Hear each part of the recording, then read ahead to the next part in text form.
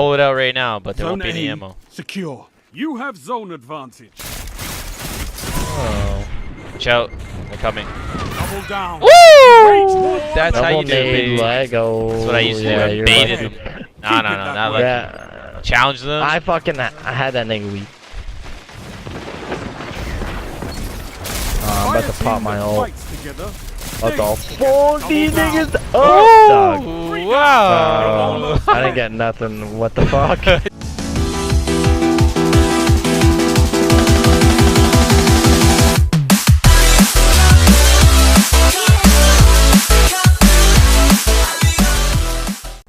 Yo, good morning, Warriors. What's good, guys? Your boy Rich Q here, bringing you guys another video today.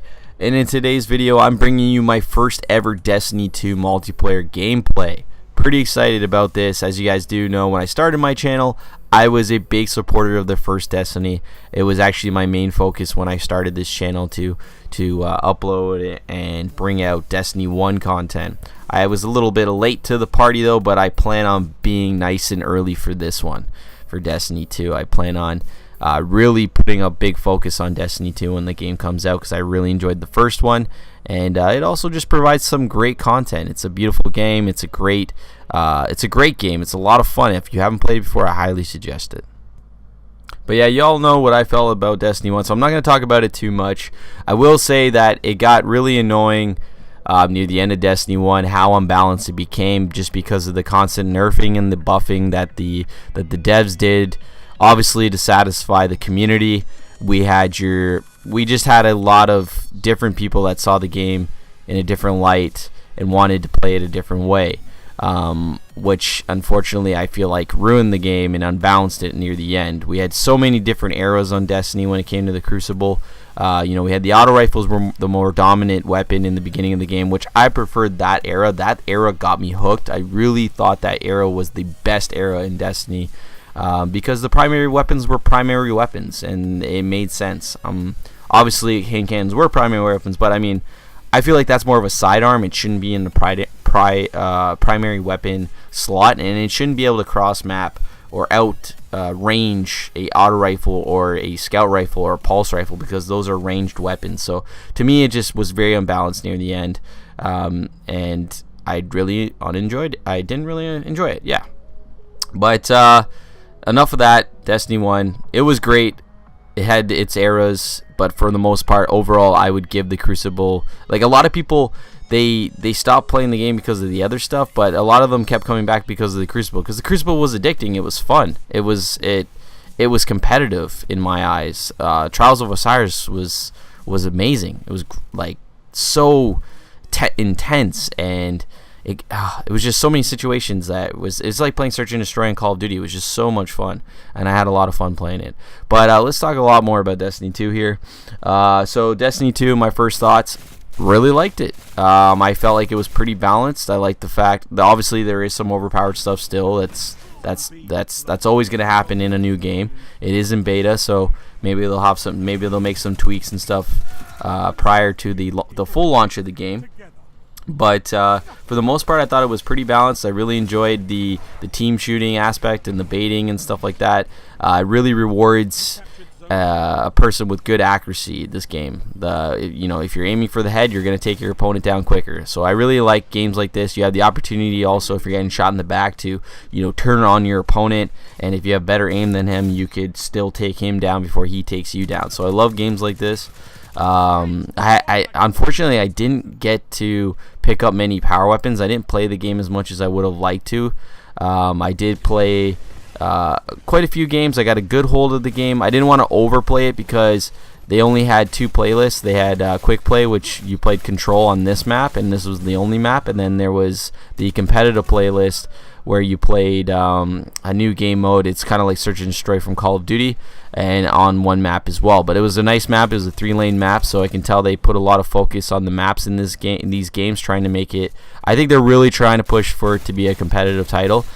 Keep in mind, guys, this is a Activision game, and Activision and Blizzard partnered up and bought MLG, so they really push a lot of their games like Overwatch and Call of Duty onto the pro circuit and into esports. So I feel like they're going to make a push for Destiny 2 to be an esport game, because Destiny 1 had a lot of things where they could have made it into an esport. I don't think they realized what they had, and even Call of Duty, like Black Ops 3, they took a lot of their ideas and implemented it into their game for the enjoyment of the esport community and viewers. So I feel like Destiny 1, they missed a huge opportunity with esports, and I felt like anyway that title would have been a great esport, just because of the subclasses and the power-ups and the counters and everything like that. I feel like if they would have put a little bit more emphasis on that, on the competitive and the Crucible, they really had some gold there. But the original developers, when they were coming out with the game, said they didn't want it to turn into that. They wanted it to be more of a community game, a game where you play with friends and stuff like that. Understandable, but I feel like, once again, they missed out on a huge opportunity there. But so yeah, I feel like this game is really pushing to be a competitive title.